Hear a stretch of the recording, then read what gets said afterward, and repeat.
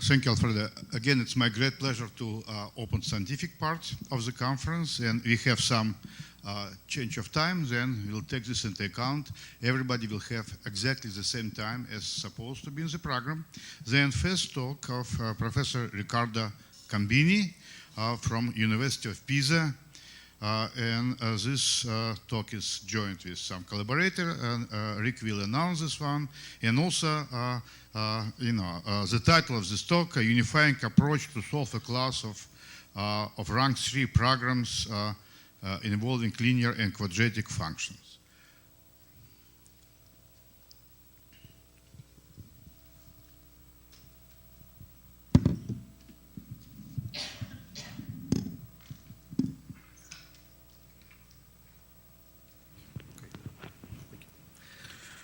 Okay, thank you very much to everybody for your coming, first of all. And can you hear me? Okay, because this strange stuff always frightens me. First of all, thanks to Professor Yuzum for having organized all of this conference and with all of the friends here in Brazil. This is the 11th conference on generalized convexity, and this witness the importance also of this field, not only from a theoretical point of view, but also from an applicative point of view. This is what I think we have to stress. And in this light, we can try to place my contribution, my job here, that I developed with Professor Claudio Sodini. He is from the University of Pisa too. And actually, this is a way to see how generalized convexity or convexity can be applied in solving algorithmically some strange problems which are not convex at all. Okay, so briefly speaking, if we know that if we have a polyhedron and we have a generalized convex functions, let me say semi-quasi-convex, for example, all of local minimum are also global minimum, okay? This means that if you want to numerically solve that problem, we just have to use any algorithm which finds a local minimum. And for sure, it is also the global one, just like a steepest descent methods or an interior point methods, whatever you want, okay? What does it happen if the function is much more complex? Well, okay, you may have several local minimum, and you have to determine the global one. So how to do that? We tried to find some functions which can allow us to determine a solution algorithm for determining the global minimum. And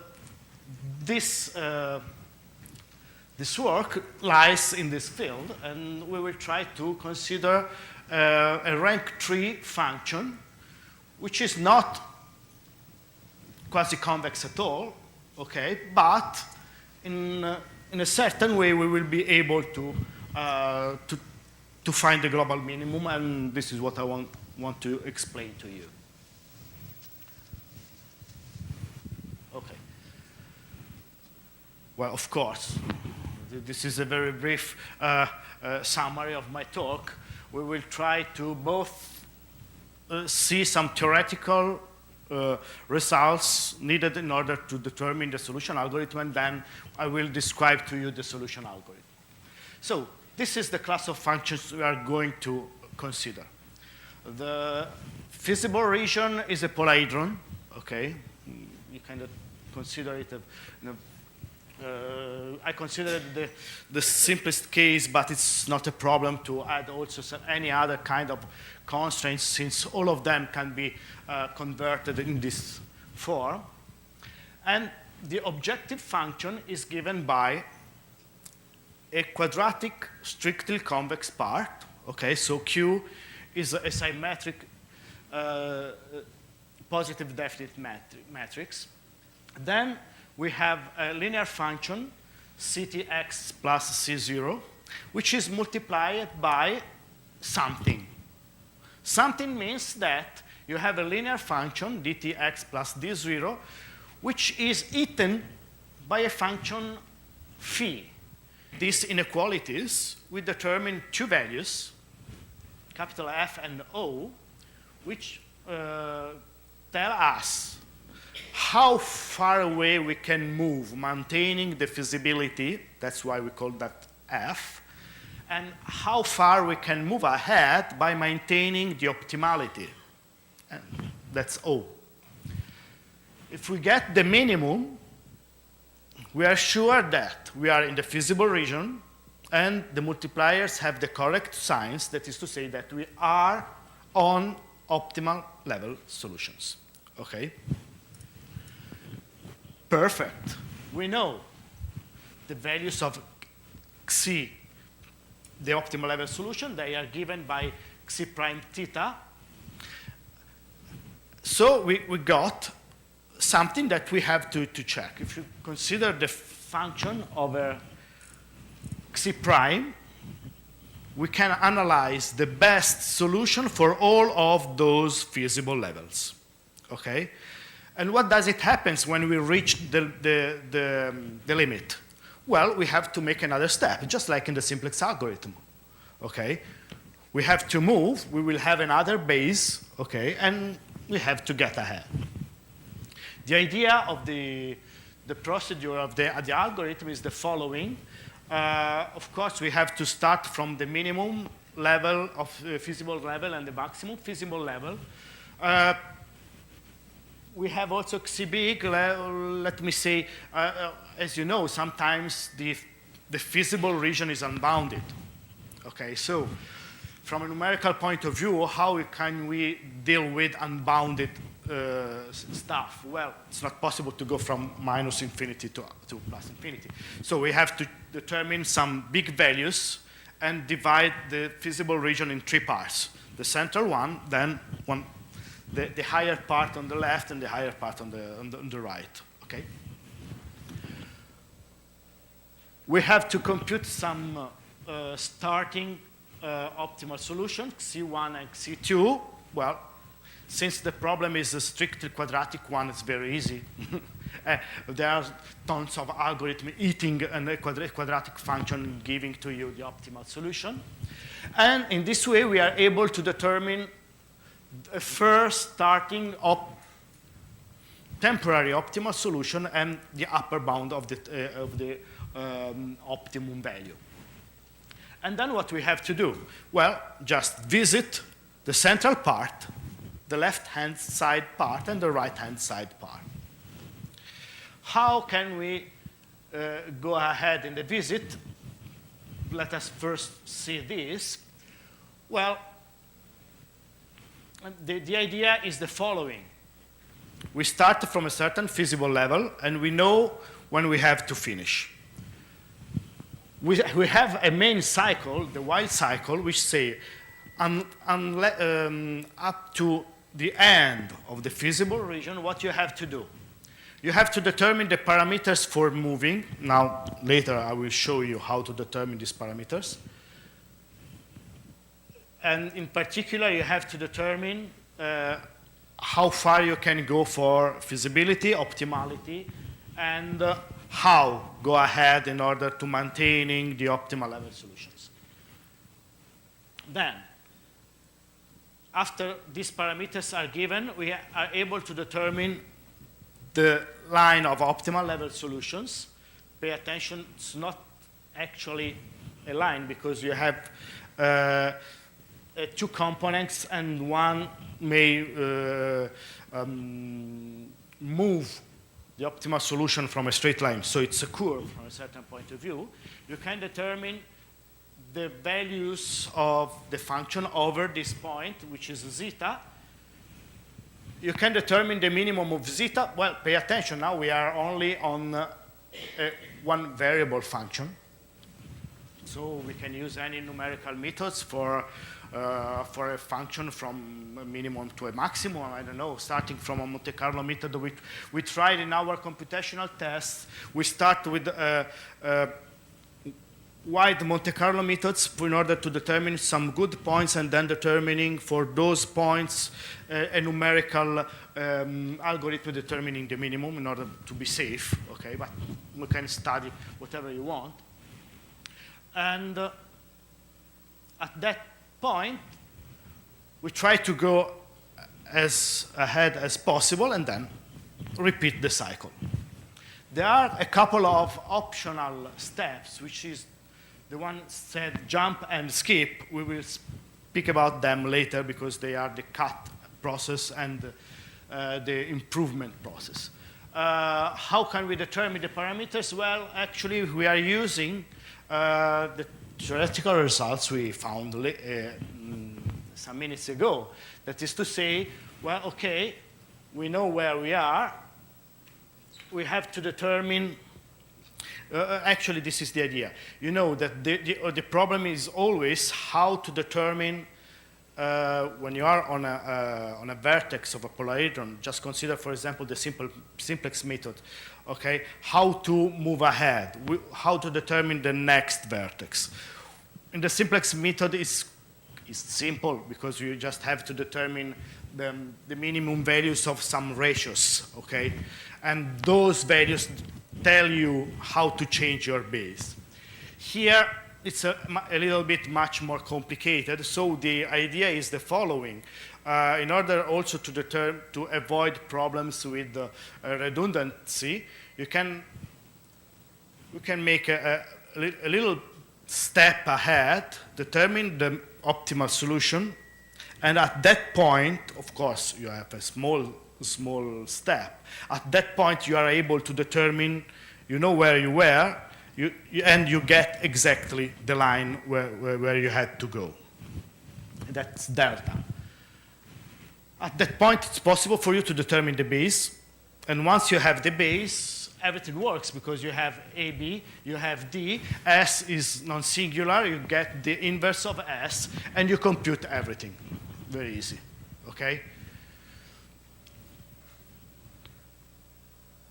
So, this is an algorithm. In order to say, before discussing about the algorithm and see what happens, we have to say, is it correct? Does it converge? Well, the fact that it corrects is given by the following fact. Since we always consider the optimal level solutions, that is to say that for all of the feasible levels, we always consider the point which represent the minimum on that level, okay? And we consider all of the optimal level solutions. The optimal solution must be one of the optimal level solutions. Since we consider all of them, we are sure that we will find the optimal level solutions.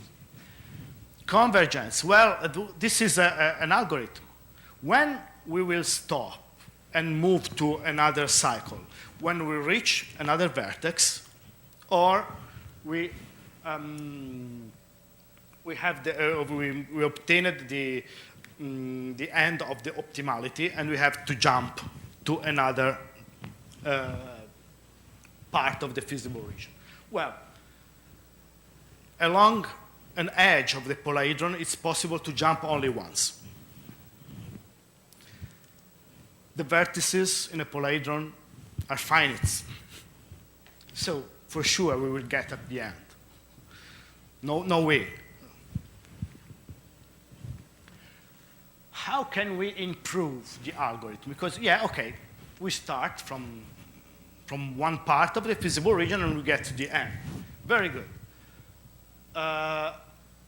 It may keep very long, okay? For example, just consider the simplex method. You know that it's always possible to have a very bad problem and you have to visit the whole region up to determine the minimum. Is it possible to do something? Well, actually,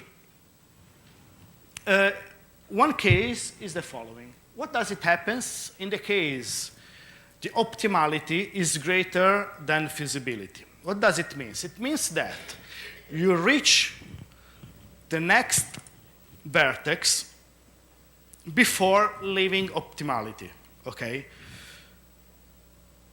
In this case, it happens that if you go ahead farther, you are no more in the feasible region.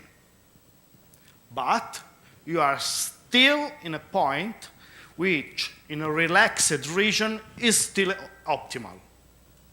That is to say that it's better than what you could get on your region. So this is the idea.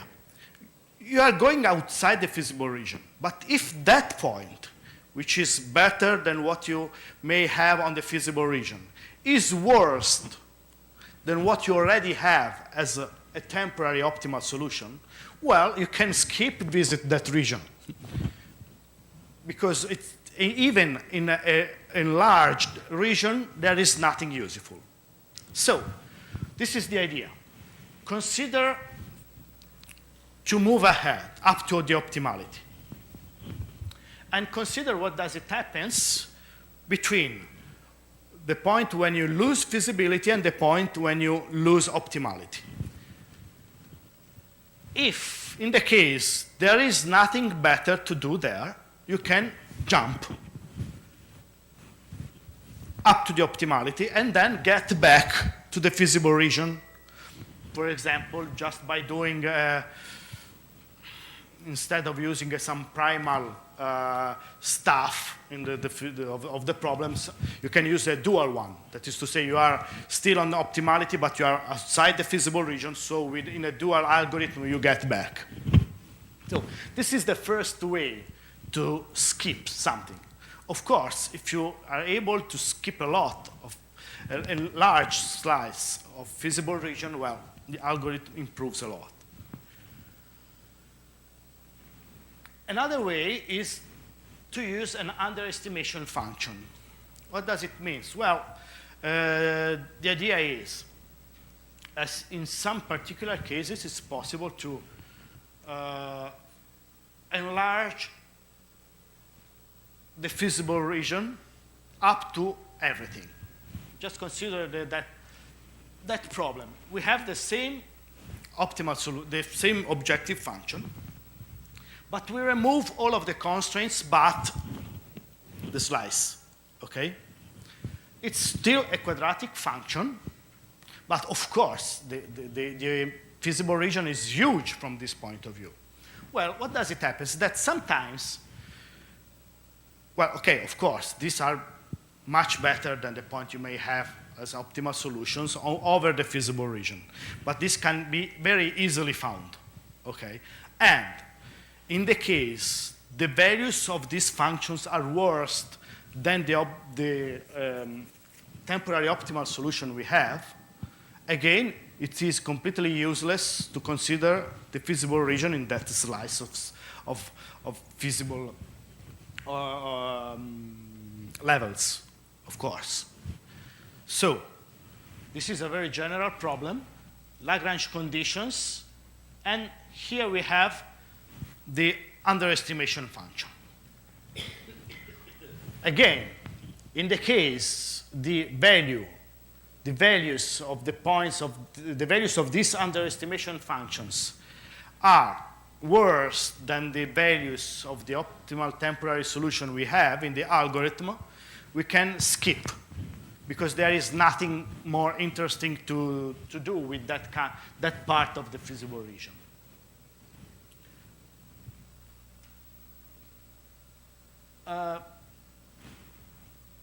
Here we consider it just as an example, a very, very easy example. That is to say, what does it happen is if a function phi is just the identity functions, okay? Well, this is just in order to show that it's possible in some particular case to have also some values which can be computed also analytically, not only numerically. So, at the end, this is the last slide. This is our last work on optimal level solution methods. Okay, I myself and Claudio Sodini, we published 5-6 papers on this method with different kinds of functions. The problem is that if you change the functions a little bit, you have huge of problems you have, and which needed to be solved. So this is the last one. And this is called a rank tree because we have actually three stuff, a quadratic function and two linear ones. So 1, 2, 3. So they are called also rank 3 problems.